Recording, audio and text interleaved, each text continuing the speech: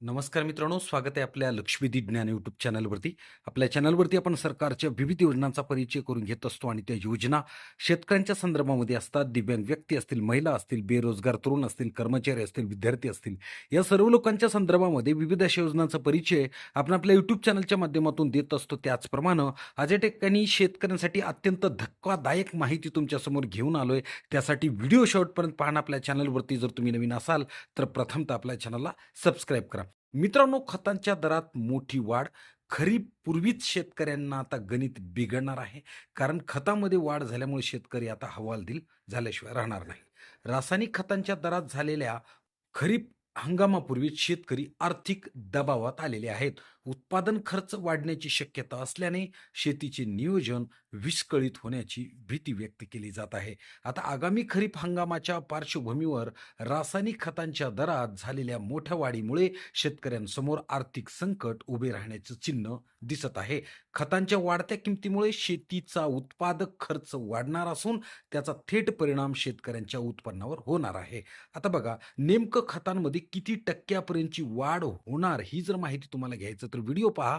संपूर्ण महाराष्ट्रामध्ये खतांच्या दरात सरासरी 15% वाढ झाल्याचे दिसून येत आहे. शेती उत्पादनासाठी रासायनिक खत अत्यावश्यक असल्यामुळे दरवाढीचा थेट परिणाम शेतकऱ्यांच्या आर्थिक गणितावर होणार आहे. खरीप हंगामाची पेरणी जूनमध्ये होत असली तरी मे महिन्यापासून खत खरेदी सुरू होते. बियाणे, मजुरी आणि यंत्रसामुग्रीचे वाढते दर मात्र शेतमालाला असलेला बाजारभाव या दोन्हीची जर तुलना केली तर या ठिकाणी कुठंच मेळ बसेनासा झालेला आहे. त्याच्यामुळं या विरोधाभासी परिस्थितीमुळे शेतकरी आर्थिक तणावामध्ये सापडलेले आहेत. आता सोयाबीन व कापूस उत्पादनामध्ये सुद्धा अडचणी निर्माण झाल्यात. महाराष्ट्रातील प्रमुख पीक असलेल्या सोयाबीन व कापसाच्या बाजारभावात सतत चढ-उतार होत असताना आपल्याला दिसत आहे.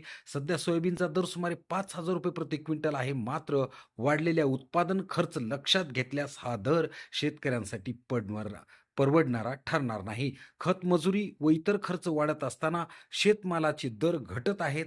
त्यामुळे शेती आर्थिकदृष्ट्या परवडणारी राहिलेली नाही. त्याच्यामुळं हवामानाचाही दुहेरी फटका शेतकऱ्यांच्या पिकावर होत असतो. त्याचबरोबर या नैसर्गिक आपत्तीसोबतच आता एक खताची मोठी आपत्ती तुमच्यासमोर उभी राहिलेली आहे. यावर्षी सततच्या पावसामुळे खरीप उत्पादन घटले. रब्बी हंगामात रोगांचा प्रादुर्भाव वाढला. दमट हवामानामुळे तूर व हरभरा पिकांचे नुकसान झाले. या सर्व घटकामुळे उत्पादन कमी झाले असून खतांच्या दरवाढीमुळे परिस्थिती अधिक बिकट झालेली आहे. आता नेमकं खतांच्या वाढत्या किमती आणि मजुराचा वाढता खर्च आणि घटते बाजारभाव यामुळे शेती व्यवसाय टिकवणे कठीण होत असल्याचे आपल्याला दिसत आहे. उत्पादन खर्चावर नियंत्रण आणण्यासाठी शासनाने तातडीने हस्तक्षेप करावा अशी मागणी भरपूर शेतकरी संघटनांकडून केली जात आहे. आगामी खरीप हंगामाच्या तयारीत असताना खतांच्या दरवाढीचा परिणाम थेट शेतीवर, अर्थकारणावर होणार असल्यामुळं या ठिकाणी शासनानं लक्ष देणं अत्यंत आवश्यक आहे. आपल्या आजूबाजूला असलेल्या